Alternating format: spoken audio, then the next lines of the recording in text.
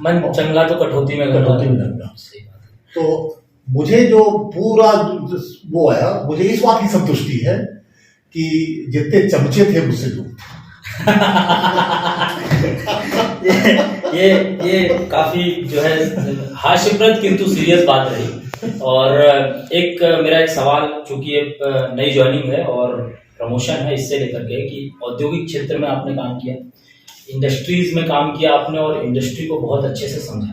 कई बार ऐसा होता है कि उद्योगपतियों के और श्रमिकों के बीच में समन्वय बना पाना बेहद मुश्किल होता है, और लगभग ऐसी स्थितियां बनती हैं जब किसी कंपनी में किसी श्रमिक के साथ कोई घटना या कोई ऐसी बात आ जाती है, जहां पर भी पुलिस बल की आवश्यकता होती है इस मामले को सुलझाने के लिए।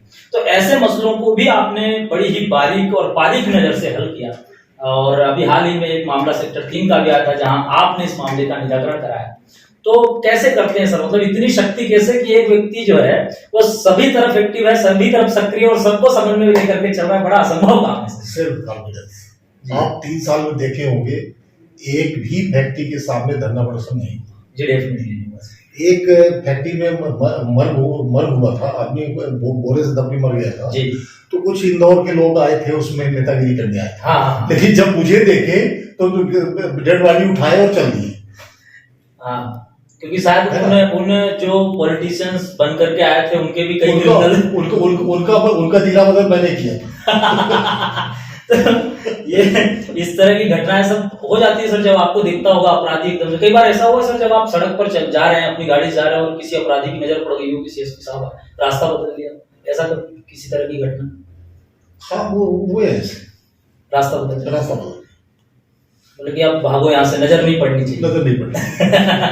हरकेश भाई, मेरा उद्देश्य एक ही था जी, कि अपना जो अंतिम व्यक्ति है, हाँ, वो यदि मेरे कार्यालय आता है जी, तो आप देखे होंगे कि सम्मान पूर्वक उसको सोफा में बैठाया जाता है, उसको पानी पिलाया जाता है, उसको चाय पिलाया जाता है, उसके आवेदन को गहराई से समीक्षा की जाती है और तुरंत उसका निराकरण होता है। तो मैं तो जो मुझे वो मिलता है, कॉन्फिडेंस मिलता है, वो अंतिम व्यक्ति से मिलता है। जब मैं जाता हूँ उस क्षेत्र में, तो साहब आया होता है। तो ये बहुत बड़ी शक्ति है, और मुझे गर्व है इस चीज का कि चुट्टे उचक्के चमचा फमचा ये सब एक तरफ हो गए, और अंतिम व्यक्ति वाला मुझे आना करता है, वो सीधे आपसे डायरेक्ट हो गया। यस। कुल मिलाकर के आप तक पहुंचने के लिए उसे किसी दलाल की किसी नेता की आवश्यकता नहीं, वो सीधे आपके पास आकर के अपनी बात सीधे आता है। मेरे यहाँ कोई दरबार नहीं रखा, आप देखते हो जी, मैं रखता ही नहीं दरबार। लीडर को स्पष्ट बोल दिया हूँ कि सीधे अंदर, सीधे मेरे पास, नहीं तो मैं बाहर ही लगा लेता हूँ। हाँ। कोई आए, आओ भाई करके, तुम्हारा क्या काम। सही बात। तो ये सब चीजें हैं, और मैं यहाँ के वर्किंग से संतुष्ट हूँ जी। और शासन ने मुझे एडिशनल एसपी का जिम्मेदारी दी है, और ईश्वर से प्रार्थना करूंगा कि वहाँ की जिम्मेदारी के लिए संभाला मुझे प्रदान करें, वहाँ भी इसी तरह के कीर्तिमान रचेंगे।